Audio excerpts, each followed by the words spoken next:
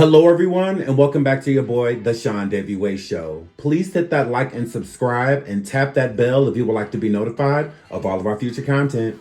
Today, I bring you a new surviving series on Jarvis Butts.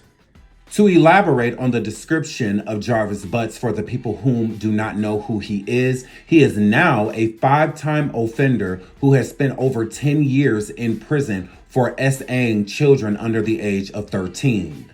Jarvis went viral in January 2023 for the disappearance of a beautiful 13-year-old girl named NaZiyah Harris. The next court date is March 7th, 2025. Jackson from Detroit Public Schools Police Department, and to what brought us here today. On February 12th, we had a briefing on this missing child. Yesterday, we had a much more comprehensive and detailed meeting where he brought forth a number of different factors as to what occurred and what they have been working on. We left that meeting with some very serious concerns about NaZiyah's safety, and I'll bring up Chief Jackson at this time to give you an overview, and I'll be coming back up to talk about the details. Chief Jackson. Good afternoon. Back on January 9th, we believe Miss NaZiyah Harris did not return home from school. She was a student at Clark Elementary. January 10th, her family went about the process of reporting her missing. We began our investigation at that point.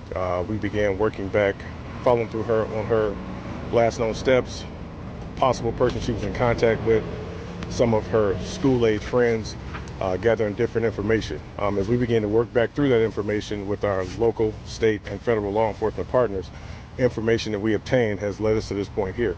At that point, we reached out to Chief White to let him know the developments that we had, and so at that point we decided that this investigation had kind of gone past the four walls of our building, and Chief White stepped in to help us out. Chief White. All right, thank you, Chief. So again, after our meeting yesterday, we were very, very concerned. I made the decision at that time that we will take lead on this investigation.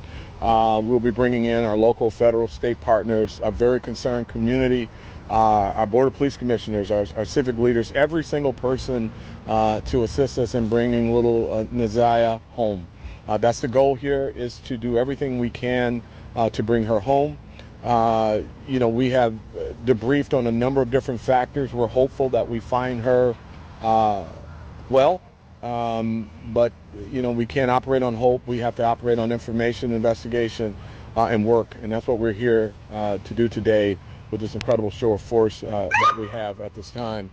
I will bring up Deputy Chief Carrie Sloan to talk. When doing survivings, I feel that it's very important to have the background of the individual that you're speaking about, because it helps the audience get a better perception of who they are and why their character displays the traits that it does. So without holding you, let's get into Jarvis's history of abuse.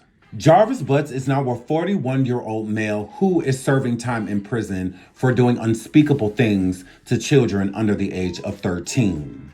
But Jarvis himself was one of those children under 13 that was being hurt and harmed.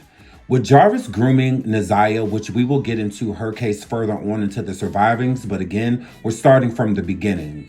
The grooming tactics that he used with her, he definitely got honest.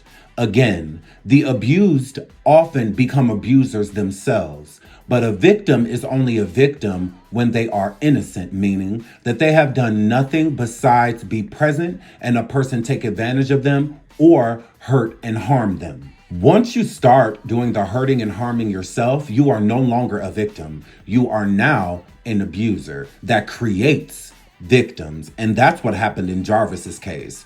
A woman came into his life, family friend, and decided to groom him. And in the process of doing that, the woman ended up getting pregnant. And that is how Jarvis's family found out that Jarvis was being SA'd by an adult woman. I believe since Jarvis never saw help for what was going on with him so that he can understand that what happened was not his fault, I think he enjoyed it. And in the process of enjoying it, he started to do it to other people to where he couldn't even engage someone his own age because it wasn't anything that he was interested in, especially sexually. So he started out very young assaulting other people. It did not start in his adult years. He started doing things to people under the age of 13 after he turned 14. And then as he got older is when it started to stick out to where people started to notice there's a grown man hanging out with a 5-year-old. Before NaZiyah Harris, Jarvis had many, many victims. One of those victims being his own daughter. So if people are thinking that Jarvis got rid of NaZiyah Harris and allegedly unalived NaZiyah Harris because she was pregnant, that is not true. Jarvis has a bigger motive for ending NaZiyah Harris's life. Let's get into his prior victims and why they made it so important for him to unalive NaZiyah Harris. One of Jarvis's victims before NaZiyah Harris was his own biological daughter. Due to reports, it may have started around the age of 11 years old, but there is nothing to confirm that besides Jarvis Butts, and of course, he's not going to be honest and tell the truth about what happened. The reports stemmed from 2012 to 2014, and now his daughter is 20 years old. So again, who knows exactly when it started? Another one of Jarvis's victims was a 4-year-old girl that contracted an STD throughout the SA that occurred. The dates of the 4-year-old being S8 stem from 2015 to 2017, and now she is 13 years old. If you look at Jarvis's background and Jarvis's charges, he is also being charged with both of these young ladies' SA. He's being charged with his daughter's SA from 2012 to 2014, and he's also being charged with a 4-year-old's SA that stemmed from 2015 to 2017. So NaZiyah is an add-on with these two cases that he is already dealing with.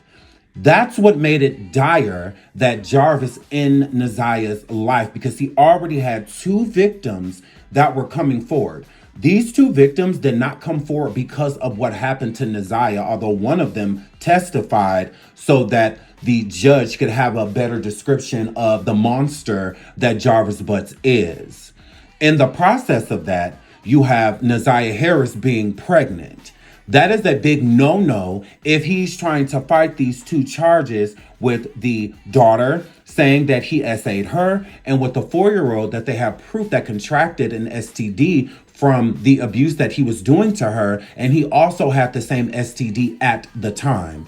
So it was double whammy with them knowing for a fact that he was SAing this young lady. So Jarvis was already fighting allegations in his community and in the family about what he had did to his own daughter and about the 4-year-old. The 4-year-old's mother had filed charges. And then his biological daughter, which I think is a little bit harder for a parent to bring their child forward to report their own parent for SAing them, but his daughter's mother got the courage enough to make sure that her daughter got justice, and they filed charges too. So that's why you see multiple charges. These are not all for NaZiyah.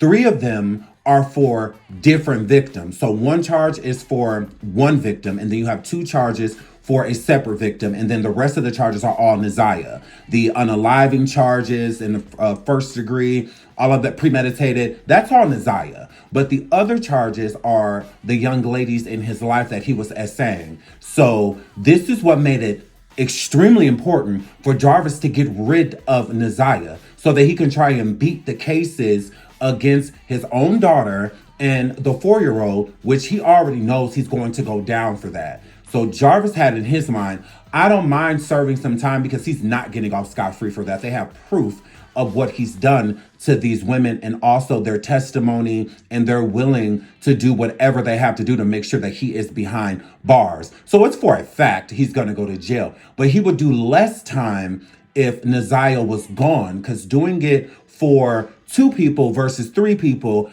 I don't really see the difference with that. That's why I think that Jarvis is like an idiot. Like, he's not the smartest individual, because if you're already getting these charges with 2, what's one more? I mean, you're going to get a lot of time if you're not in there for the rest of your life. Because again, he's 41 years old, and these charges carry a lot of time. Maximum, he could get a life sentence based off of his age for what he has done to these girls. I also feel that Jarvis was not done when it came to unaliving people. I think Jarvis had intention of unaliving his own daughter, not the 4-year-old, but his own 20-year-old daughter. He was planning and plotting on taking out. And I will show you in the next installments and why I think so. But this is the introduction to Jarvis Butts. Again, NaZiyah had to go because of the pending charges that he already had for essaying other young girls. I love you all. I will see y'all next time on the full surviving of Jarvis Butts.